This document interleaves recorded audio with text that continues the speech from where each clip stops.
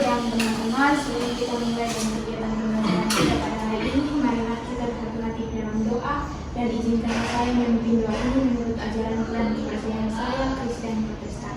Mari kita berdoa. Amin. Baik, terima kasih. Oke, baik. Hari ini kita akan belajar tentang penyebaran data dan diagram. Di mana yang pertama itu kita akan belajar tentang ukuran penyebaran data. Di mana dalam penyebaran data itu ada jangkauan, kuartil, dan interkuartil. Jadi yang pertama itu kita akan belajar tentang jangkauan. Mungkin ada yang tahu jangkauan atau pernah dengar kata jangkauan dalam matematika? Tahu dalam data? Saya Bu. Oh, baik ya. Elis?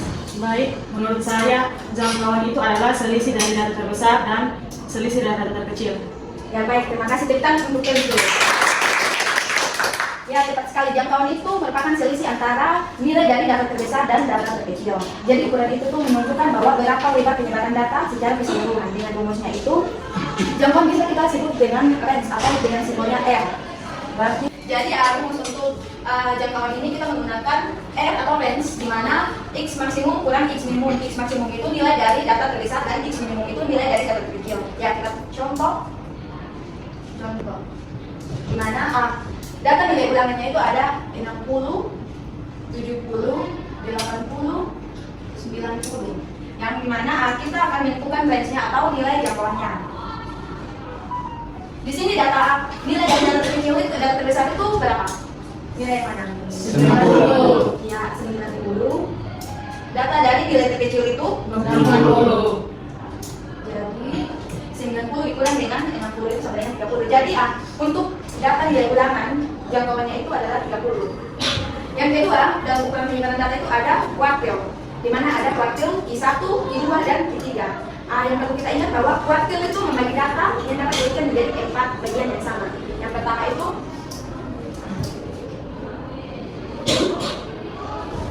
I1, di mana I1 itu kuartil 1 yang memiliki batas 25% dari data pertama.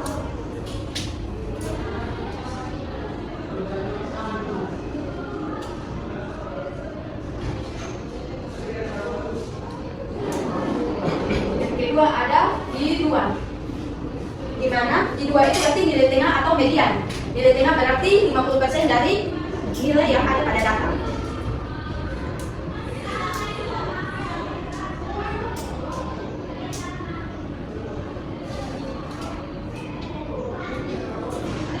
Dan yang ketiga itu ada kuartil 3 atau batas dari 75% dari data pertama. Sebelum kita menentukan kuartil itu ada langkah-langkah yang harus kita perhatikan. Yang pertama itu kita harus mengurutkan datanya. Kita urutkan dari yang terkecil ke yang terbesar. Untuk I2 itu kan kita menentukan median. Jadi di mana median kan nilai tengah. Jadi untuk I2 itu kita menentukan median. Terus untuk menentukan I1 itu kan 25% dari data pertama. Di mana data pertama berarti median. Kita lihat pada data, misalnya pada data itu nilai tengahnya itu pada tengah. Jadi kita harus lihat misalnya kalau 25%, berarti kita lihat ke bagian bawahnya. Nanti sebelum nilai median. Oke, baik, untuk menentukan Q3 ini sama dengan 75%, di mana kita kan sudah menentukan median di tengah. Jadi untuk menentukan Q3 itu kita lihat nilai setelah nilai median. Berarti jatuh ke dari median yang di atas, nilainya ke atas. Yang contoh soal dulu.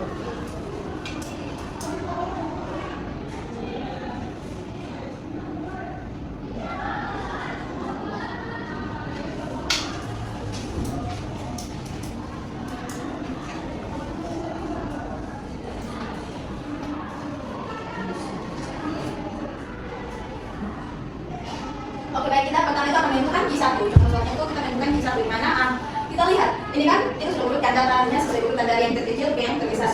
Jadi yang pertama itu kan 25% dari data pertama. Jadi kita lihat di sini nilai mediannya di 12. Jadi kita fokus di 12 ini kan 25% dari data pertama. Jadi kita lihat ke nilai sebelum nilai median. Jadi ada di satu itu ada 5, 7, 8, dan 10. 25% dari data pertama. Jadi itu artinya tuh setengah dari median dari setengah dari bagian data bawah. Jadi nanti kita bagi dengan 2. Oke, jadi di sini dari ini ada 4 data. Dari data di atas itu di satunya itu ada 4 data, di mana nilai mediannya itu terletak antara 7 dan 8.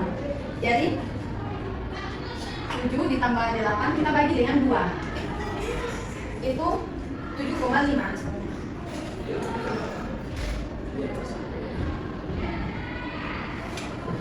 Jadi nilai dari Q1 itu adalah 7,5.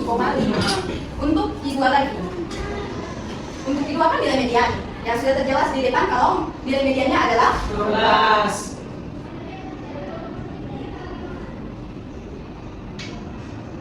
dan untuk Q3 itu 75% setelah nilai median. Jadi kan setelah nilai median ini ada 13, 14, 18, dan dan 20. 20.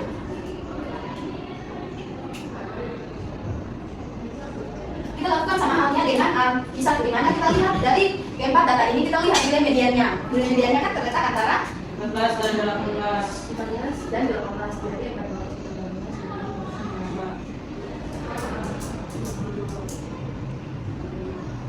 Kita lihat ini. Sehingga nilai dari Q3 ini adalah 16. Oke, jadi ini dari bagian kuartil. Mungkin ada pertanyaan atau sudah pas? Pasti.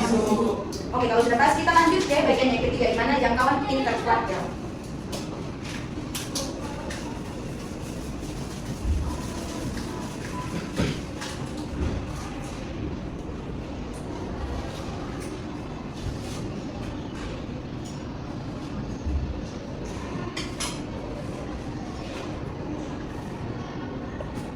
Oke, untuk jangkauan interkuartil itu adalah itu selisih antara kuartil ketiga atau Q3 dengan kuartil pertama atau Q1. Jadi ada yang menggunakan rumus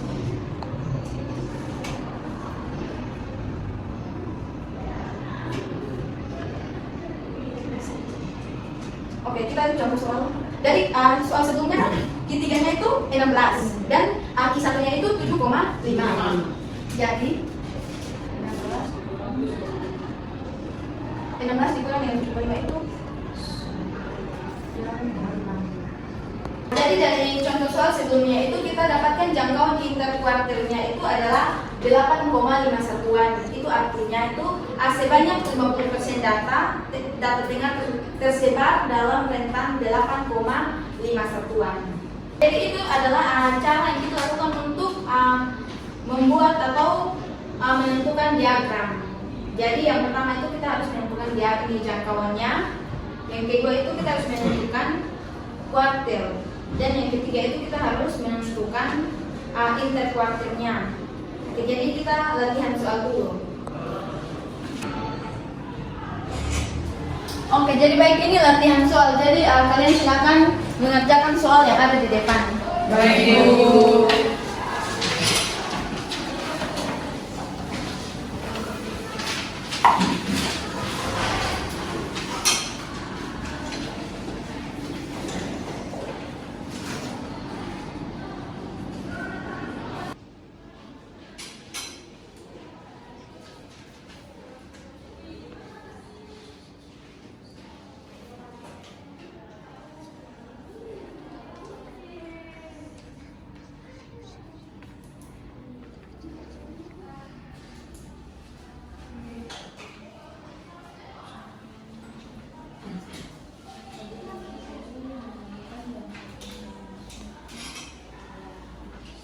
Ibu, pertanyaannya bisa acak Ibu.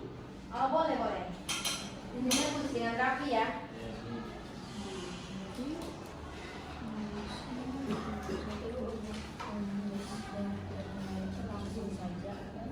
Iya, langsung saja karena dia itu menunjukkan selisih antara itu dengan sama begini. Oke, apakah sudah selesai mengerjakan soal anak-anak? Sudah, Ibu. Oke, kalau sudah, siapa yang mau maju ke depan untuk kerja nomor 1? Saya, Ibu.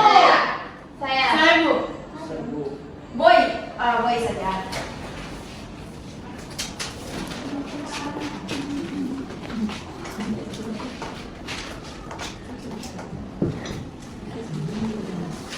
Oke, sambil Boy mengerjakan nomor 1, nanti nomor 2-nya Noya ya. Baik, Ibu. Nomor 3 saya. Oke, Tiara.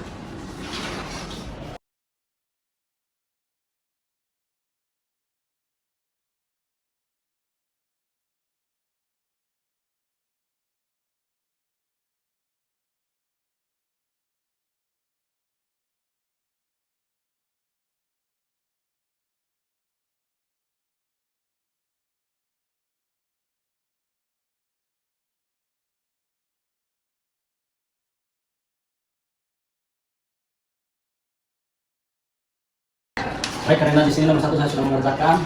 Jadi berkaitan dari pertanyaan tadi kan tentukan jangkauan ring terkata di atas tadi. Jadi di sini kita ambil nilai maksimumnya itu 10 dan nilai minimumnya 5, sehingga x maksimum dikurang x minimum dari 10 dikurang 5 sama dengan 5. Ya betul sekali. Jadi katakan untuk boy.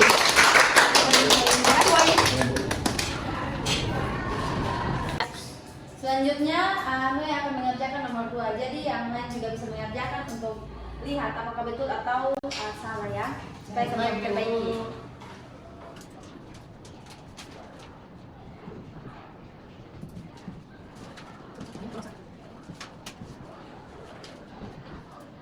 Baik, Ibu Guru dan teman-teman semua, di sini saya akan menjelaskan penyelesaian soal nomor 2. Nah, tadi di sini datanya ini, terus karena kita ingin menentukan kuartil, maka kita urutkan datanya dari yang terkecil ke yang terbesar. Nah, di sini kita mulai dengan 5 sampai dengan 10. Terus kita hitung jumlah data, teman-teman data tuh ada 10. Nah, ini datanya genap.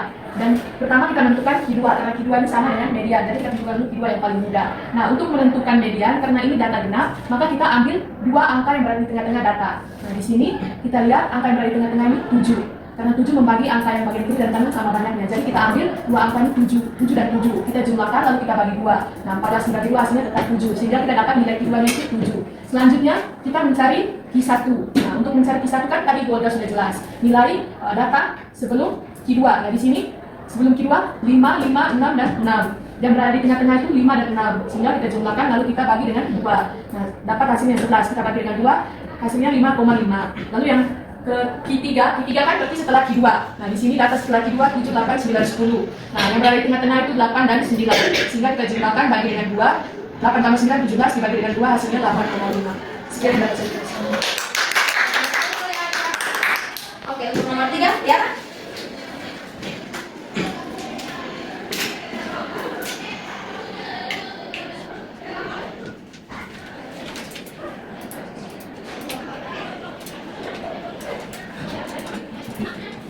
Baik, Ibu dan teman-teman. Di sini tadi nomor 3 itu kan ditanya jangkauan interkuartil.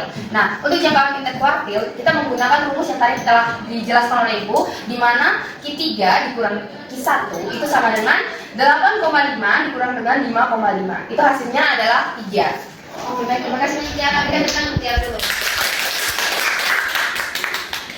Dari 3 jawaban ini mungkin ada yang masih bingung atau sudah pas? Saya Bu, Oke, baik Boy. Kurang mengerti di bagian mana Boy? Di nomor berapa? itu di jawaban nomor 2 ya. Di menurut saya itu kenapa Q2 duluan dibanding Q1? Kenapa Q2 lebih dahulu dibandingkan Q1? Mungkin ada yang bisa jawab? Saya Ibu. Oke, baik Noya. Baik, kenapa di situ Q2 duluan? Karena tadi Ibu sudah jelaskan bahwa untuk mencari Q2 itu sama dengan kita mencari median. Nah, karena saya lebih gampang bagi saya mencari Q2 duluan, makanya saya dahulukan Q2 dibandingkan Q1. Sebenarnya bisa saja kita dahulukan Q1, tapi karena saya lebih paham ya ini cepat mencari Q2, makanya saya dahulukan Q2. Ya, baik. Ya, jadi untuk berikan tanda untuk Noya dan Q2. Nah, jadi untuk menentukan Q1, Q2 dan Q3 itu bebas. Kita mau menentukan dalamnya di mana. Kita rasa lebih gampangnya di mana, di luar di sini saja. Oke.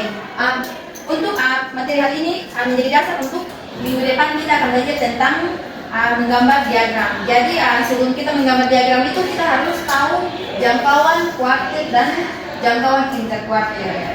Oke, materi kita sampai di sini saja. Dan sebelum kita mengakhiri pembelajaran kita hari ini, Ibu minta satu orang untuk pimpin kita dalam doa.